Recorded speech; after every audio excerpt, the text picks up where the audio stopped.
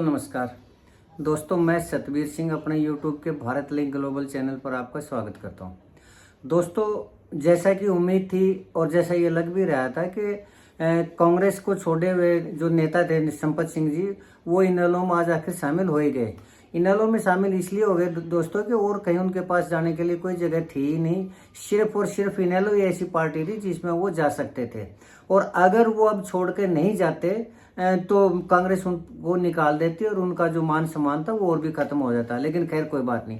लेकिन दोस्तों आज जो उन्होंने पार्टी ज्वाइन की है उसमें एक बात जरूर हुई, और वो बात वो बिल्कुल वो हुई जो मैंने कहा था। आज सवेरे की भी वीडियो देख लेते, कल की भी वीडियो मैंने उनके ऊपर बनाई थी, 3-4 वीडियो बनाई। मैंने हर बार यही कहा है कि अगर जो संपत सिंह 25 सितंबर वाली रैली में ज्वाइन कर लेते तो उनका कद कुछ और होता, और आज अब वो ज्वाइन करेंगे तो उनका वो कद नहीं होगा। और वही हुआ दोस्तों। आज मेरे हिसाब से तो इनेलो ज्वाइन उन्होंने जरूर किया, लेकिन इनेलो में आज वो खाली हाथ रह गए। क्यों रह गए मैं किस लिए कह रहा हूँ वो बताता हूँ। तो अगर मैंने कहा था पीछे आज सवेरे वाली वीडियो में भी कहा था कि अगर 25 सितंबर को ज्वाइन कर लेते तो कुछ और बात होती, वो हीरो बन जाते। क्यों कहा था मैंने? क्योंकि जब ये रैली रखी गई थी रोहतक में, तो अभय सिंह चौटाला ने ये कहा था कि देश के इतने बड़े बड़े नेता इस रैली में आएंगे और इतने लोग ज्वाइन करेंगे कि सारी पार्टियां खाली हो जाएगी। यानी उन्होंने इस रैली की इतनी ज्यादा हाइप बना दी थी, इतना ज्यादा वो बना दिया था कि ये लग रहा था कि किसी भी पार्टी में कोई नेता बचेगा ही नहीं, और जितने भी हैं वो मतलब तत्पर हो रहे हैं और वो मरे जा रहे हैं इनेलो में शामिल होने के लिए।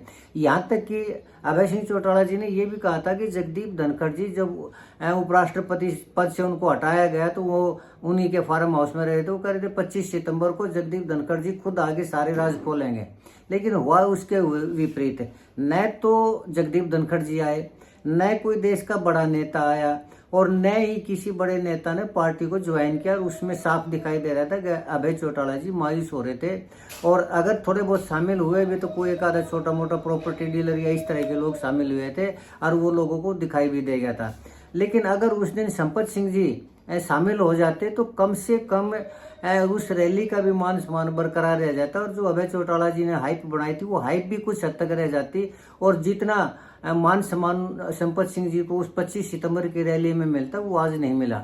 मैं वो क्यों कह रहा हूँ कि आज उनको मान सम्मान नहीं मिला, वो इसलिए कह रहा हूँ कि सबसे पहले तो जो अभय चौटाला जी ने कहा कि हमारी पार्टी के जो राष्ट्रीय अध्यक्ष हैं वो रामपाल माजरा जी हैं, और हम रामपाल माजरा जी के निर्देशन में और उन्हीं के अध्यक्षता में ही काम करेंगे। इसका तात्पर्य ये है कि उन्होंने अपनी तरफ से साफ कह दिया कि इनको संपत सिंह जी को काम करना पड़ेगा तो रामपाल माजरा जी के निर्देशन में काम करना पड़ेगा। जबकि रामपाल माजरा जी संपत सिंह जी से बहुत जूनियर हैं, जबकि संपत सिंह जी हैं वो रामपाल माजरा जी से बहुत पहले आ चुके थे और वो मंत्री बन चुके थे। उसके बाद में एंट्री हुई है रामपाल माजरा जी की, तो उस हिसाब से रामपाल माजरा जी बहुत जूनियर पड़ते हैं संपत सिंह जी से। लेकिन अभय चौटाला जी का ये कहना कि रामपाल माजरा जी की अध्यक्षता में हम उनके निर्देशन में काम करेंगे, ये स्पष्ट रूप से वही बात थी जो मैंने कहा था कि अब उनको मान सम्मान नहीं मिलेगा। दूसरी बात, अब इनको पार्टी ने इनको क्या दिया, इससे पहले थोड़ा मैं ये भी कहना चाहूंगा कि पार्टी ज्वाइन करने से पहले यानी करते हुए संपत सिंह जी ने क्या कहा। संपत सिंह जी ने कोई भी नई बात नहीं की। उन्होंने जो भी नेता पार्टी छोड़ के दूसरी पार्टी में जाता है तो पिछली पार्टी के बारे में जो भी बातें बोलता है वही उन्होंने बोले, एक्स्ट्रा कुछ नहीं कहा। उन्होंने कहा कि पिछले 16 साल से जो पार्टी के अंदर लूट खसोट थी, कांग्रेस के अंदर लोगों को कैसे ठगा जा रहा था, लूटा जा रहा था, पार्टी से मेहनती आदमियों को पार्टी से निकाला जा रहा था, उनका हक मारा जा रहा था। तो ये राहुल गांधी जी की नहीं चलती थी, एक ही आदमी की पार्टी के ऊपर पकड़ थी और पार्टी का कोई दीन ईमान नहीं है।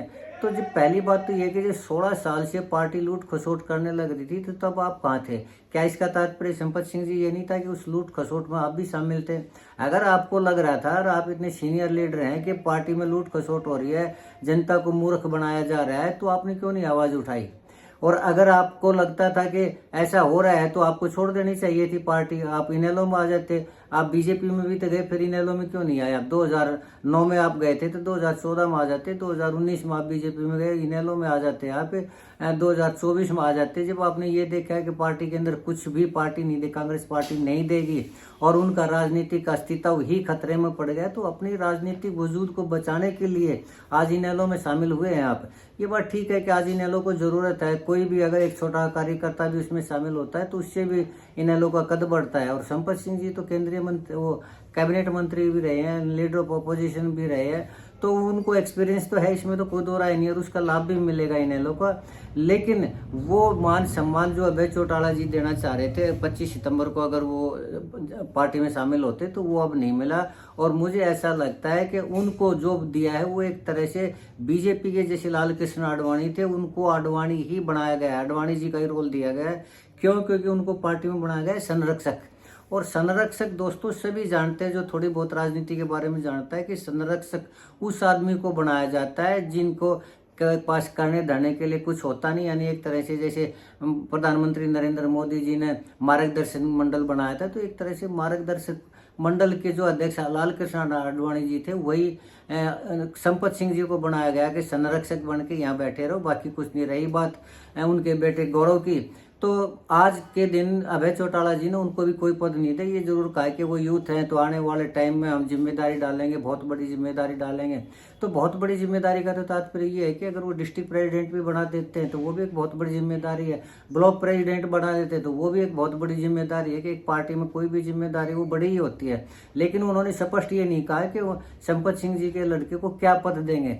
यानी कहने का तात्पर्य ये है कि गौरव भी खाली हाथ रहेंगे, और जो संपत सिंह जी हैं वो एक तरह से संरक्षक बैठा गया ना, पार्टी के अंदर एक तरह से शो पीस बना दिए कि भाई पार्टी में आगे बड़े बुजुर्ग हैं इसलिए इनको एक शो पीस बना दिया जाए, जैसे शोरूम में पुतले रखे होते हैं वही उनका कद बना दिया गया।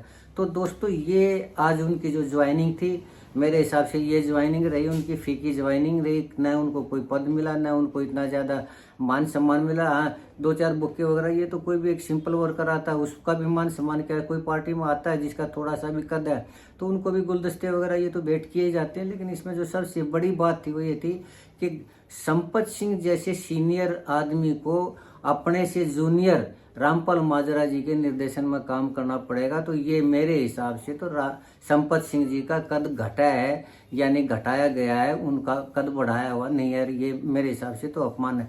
लेकिन ये है कि इनेलो की अपनी नीति है, संपत सिंह जी की अपनी कार्यशैली है। अब उन्होंने जो किया, अब जब देवीलाल जी ने उनको हाथ पकड़ के न राजनीति का इतना बड़ा कद दिया, मान सम्मान दिया, तो ये अभय चौटाला जी को भी तो फील तो हुआ ही होगा कि एक सिंपल जो टीचर था उनको इतना ज़्यादा मान सम्मान दिया और उन्होंने उसकी कोई कदर नहीं रखी। तो जो देना चाहिए था या जिसके लायक थे, मैं समझता हूँ कि अभय चौटाला जी ने उनको वही दिया है। अब न तो वो इनेलो से जा सकते हैं, न इनेलो के अंदर ज़्यादा वो उड़ सकते हैं, कहने का तात्पर्य यह है। खैर दोस्तों, जो भी है ये अपना अपना नजरिया होता है, मेरा अपना विश्लेषण है कि जो संपत सिंह जी हैं वो एक तरह से आडवाणी साबित होंगे, न इधर के न उधर के। बाकी एक आने वाला वक्त बताएगा उनको क्या जिम्मेदारी दी जाती है, क्या उनके लड़के गौरव को जिम्मेदारी दी जाती है। देखते हैं क्या होता है, कैसे होता है, वो कितना इनेलो के काम आते हैं, कितना इनेलो का कद बढ़ा पाते हैं, कितना उसको काम के साबित होते हैं। दोस्तों चलिए आज के लिए इतना ही। मुझे उम्मीद है कि आपको मेरा ये विश्लेषण पसंद आया। अगर आपको लगता है कि मैं सही कह रहा हूँ तो आपसे गुजारिश है कि आप मेरे वीडियो को लाइक करें, शेयर करें और कमेंट करें दोस्तों। और अगर आपको लगता है कि ऐसा नहीं है तो भी आप कमेंट करके मुझे बताइए, ताकि मैं अपने आप को करेक्ट कर सकूं। और आपने मेरा वीडियो देखा, इसके लिए आपका बहुत बहुत धन्यवाद। चलते चलते एक निवेदन करना चाहूँगा कि आप मेरे वीडियो को, मेरे इस चैनल को दोस्तों सब्सक्राइब जरूर करें, ताकि मेरा हौसला बढ़ता रहे। एक बार फिर से आपका धन्यवाद करूँगा।